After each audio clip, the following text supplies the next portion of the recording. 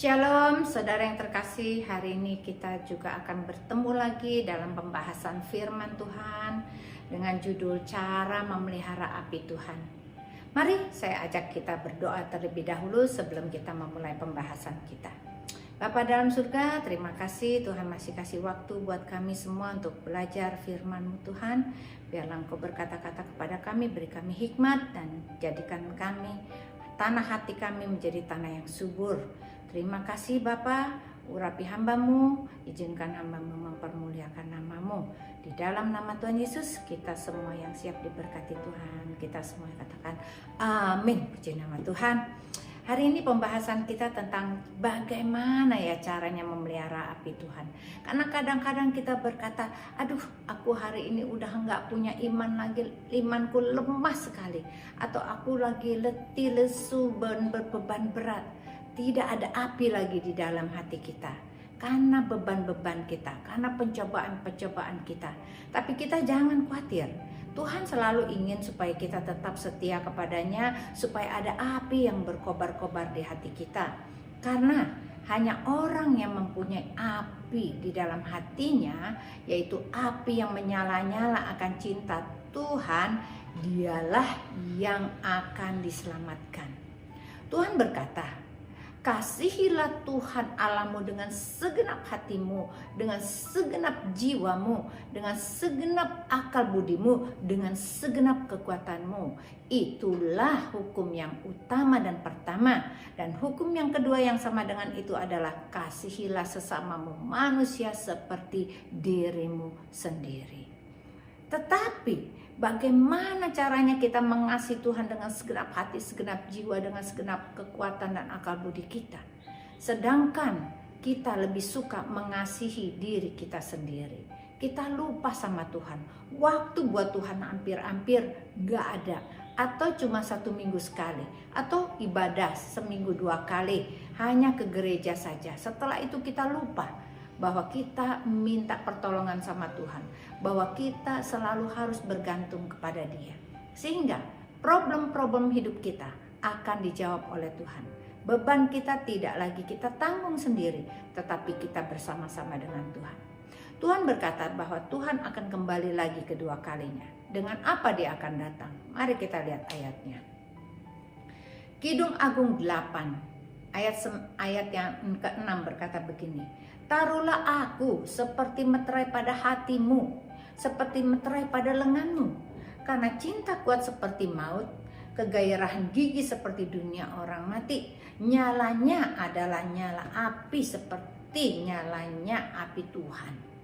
Yesaya 66 ayat 15 berkata begini, sebab sesungguhnya Tuhan akan datang dengan api dan kereta-keretanya akan seperti puting beliung untuk melampiaskan murkanya dengan kepanasan dan hardiknya dengan nyala api. Tuhan minta kita taruh firman Tuhan itu seperti meterai. Meterai pada hatimu, meterai pada lenganmu. Jikalau kita ingin kirim barang kepada orang lain, yaitu di luar kota atau di luar negeri, tapi kita kirim tidak pernah bayar harga meterainya, kira-kira barang itu akan sampai atau tidak ke tempat orang yang kita tuju? Karena meterai itu harganya harus dibayar. Setelah lunas, barang baru bisa diantar dan diterima di tempat yang kita tuju. Demikianlah Tuhan. Tuhan memeteraikan hati kita dengan darahnya yang sudah dibayar. Dimeteraikan di hati, dimeteraikan di tangan. Berarti biarlah hati kita melekat sama Tuhan. Biarlah melekat pada tangan kita, supaya tangan kita mengerjakan pekerjaan-pekerjaan yang baik dan pekerjaan-pekerjaan yang benar untuk kemuliaan Tuhan. Karena kalau kita tidak ada meterai di hati, tidak ada meterai di tangan, Tuhan akan datang sebagai hakim untuk menghakimi kita. Orang-orang yang teledor, orang-orang yang tidak tekun, tidak setia, mereka adalah orang-orang yang akan ketinggalan. Karena Tuhan akan datang dengan nyala api dan dalam kemurkaannya dalam puting beliung, supaya kita bersiap-siap. Jangan sampai kita ketinggalan. Apa yang harus kita lakukan supaya kita tidak ketinggalan? Kita harus baca ini. Kita harus berjaga-jaga dalam pujian dan penyembahan. Ini hal yang pertama. Baiklah, kita sering-sering memuji Tuhan. Memuji Tuhan adalah mendekatkan hati kita kepada hatinya Tuhan. Memuji Tuhan, walaupun kita tidak bisa memuji dalam mulut kita atau itu hati kita selalu memuji Tuhan. Karena puji-pujian itu mendekatkan kita dengan Tuhan.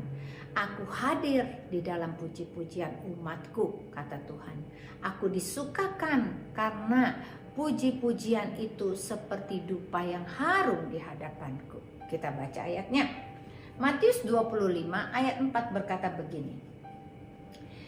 Sedangkan gadis-gadis yang bijaksana itu membawa pelitanya dan juga minyak dalam buli-buli mereka.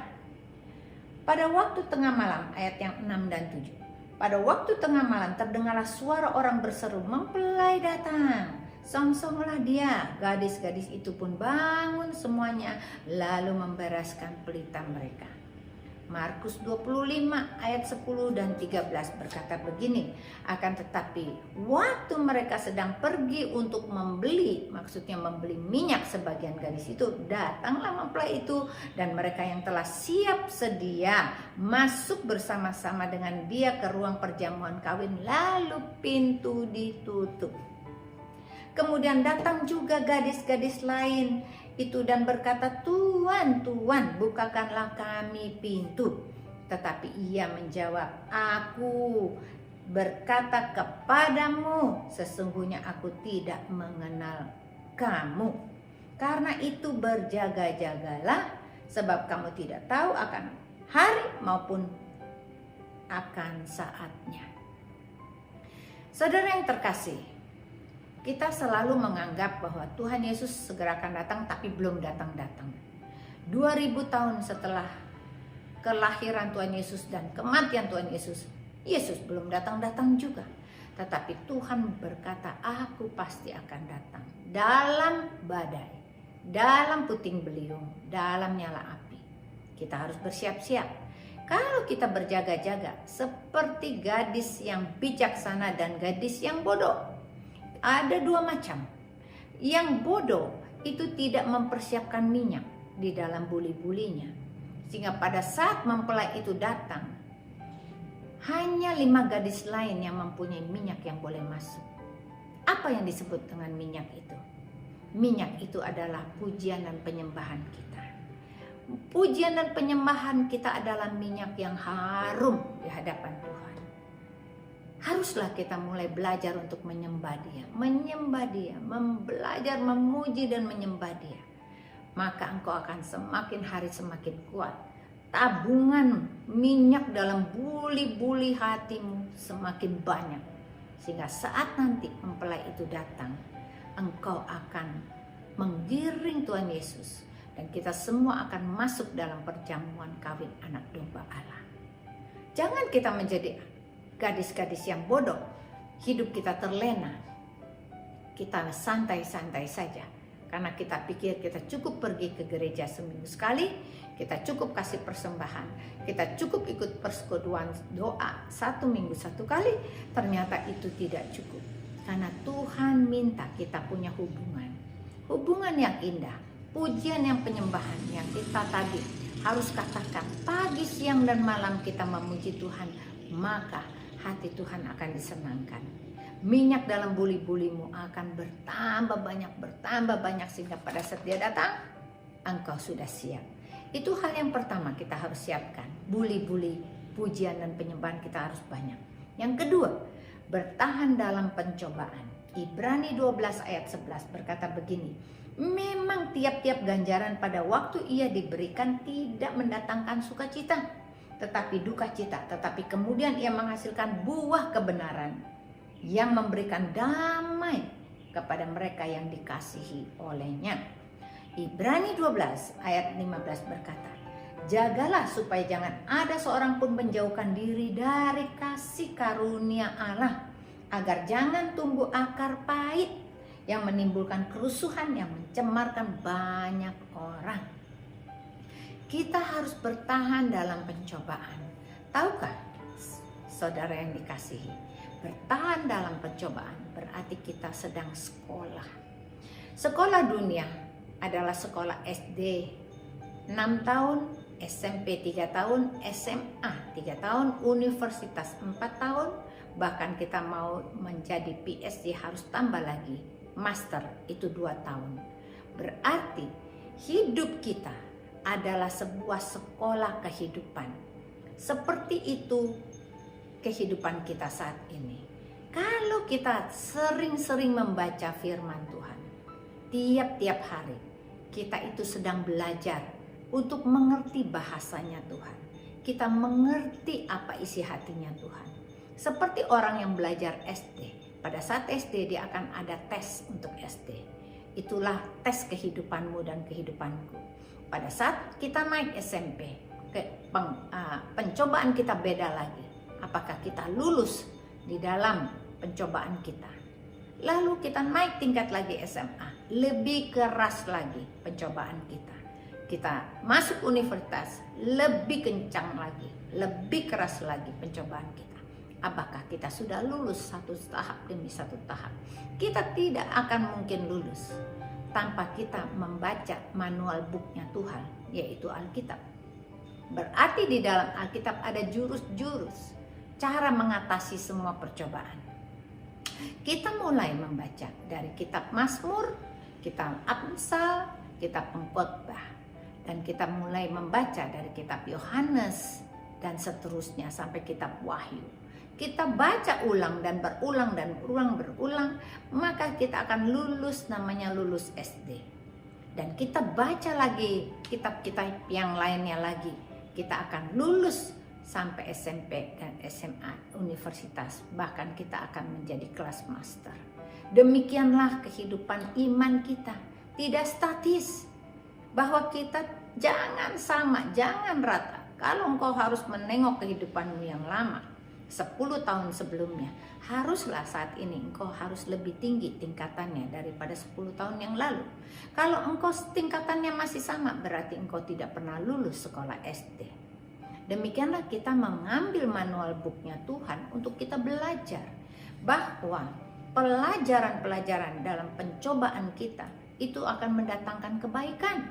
Pada saat itu kita derita, itu rasanya nggak baik, sakit banget. Tapi pada saat kita sudah melewatinya bersama dengan Tuhan, itu akan mendatangkan damai bagi kita. Supaya setiap pencobaan ini kita tidak menjauhkan diri dari komunitas kita. Kita tetap dalam komunitas kita. Supaya kita tidak menjadi cemar. Karena kalau kita sendiri, kita akan cari jalan sendiri. Kita cari dukun, kita cari orang pintar, kita cari dengan jalan. Tetapi tidak memberikan jalan keluar. Tetaplah berkomunitas dalam lingkungan anak-anak Tuhan. Maka engkau akan selamat. Dan pada saat engkau menjalani pencobaan ini, jangan menyerah. Karena ini adalah ujian daripada imanmu.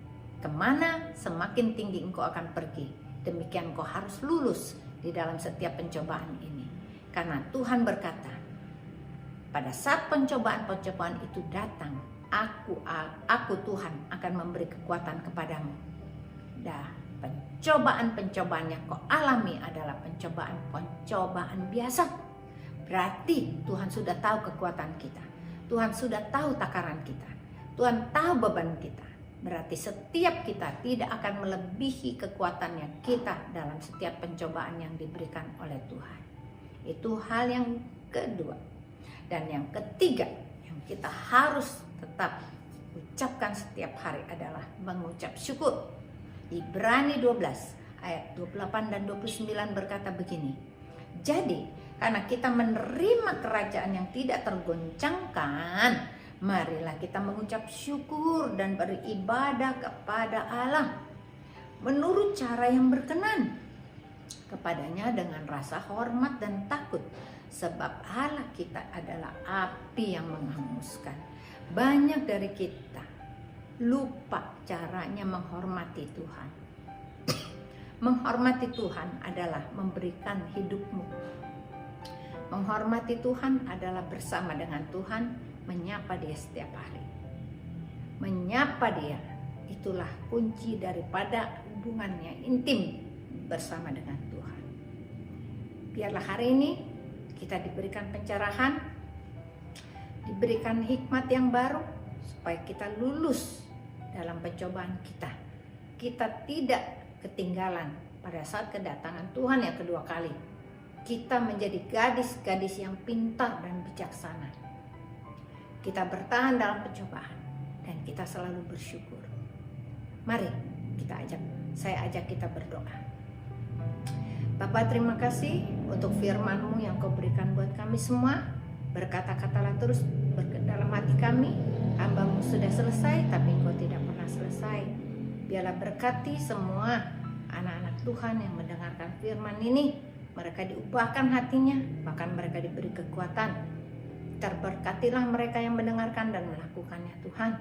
Tanamkan ini dalam hati kami, menjadi bibit-bibit benih-benih yang subur dalam hidup kami.